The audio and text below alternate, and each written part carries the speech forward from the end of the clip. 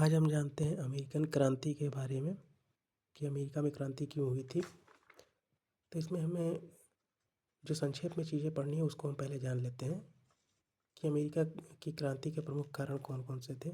प्रमुख कारण में देखा जाए तो वैश्विक सप्तवर्षीय युद्ध था जो 1756 से लेकर 63 ईस्वी तक चला था।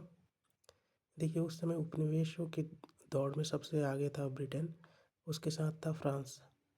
फ्रांस और ब्रिटेन में हमेशा युद्ध चलता रहता था क्योंकि प्रतिस्पर्धा बढ़ेगी तो युद्ध होने लाज़मी होंगे। ठीक है, ये प्रमुख कारण था।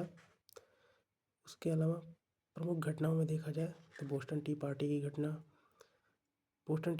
घटना थी जिसमें रेड इंडियंस का पहनावा श्वेत इंडियंस ने पहना था और चाय की ढेर सारी बाल्टियाँ थीं, बॉक्स थे, उसे उठाकर पानी में डाल दिया था, जिससे क्रोध में आकर ब्रिटिश सरकार द्वारा अमेरिका में जो उपनिवेश बनाए गए थे उसे पूरी तरीके से बंद कर दिया गया था।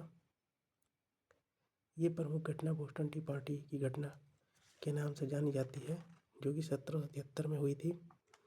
उसके अलावा देखा जाए प्रमुख नेता है तो इस समय कोई केंद्रीय शक्ति नहीं थी जो इसका अमेरिका में प्रतिनिधित्व करें, सभी व्यापारी थे।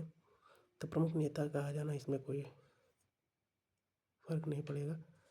और परिणाम क्या हुआ, रिजल्ट क्या हुआ? रिजल्ट ये हुआ कि अमेरिका को स्वतंत्रता प्रदान कर दिया गया 1775 में।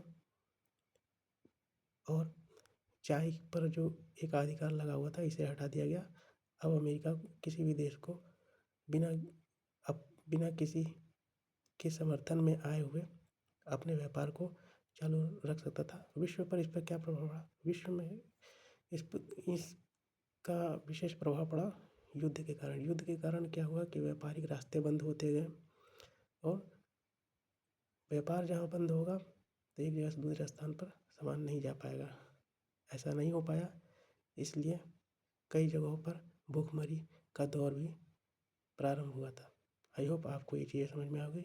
आपको इसका डिटेल में जाना है तो डिटेल वीडियो मैंने बना दिया हुआ है, उसमें जाकर आप पढ़ सकते हैं। प्लेलिस्ट में वो सारी चीज़ें हैं। Thank you.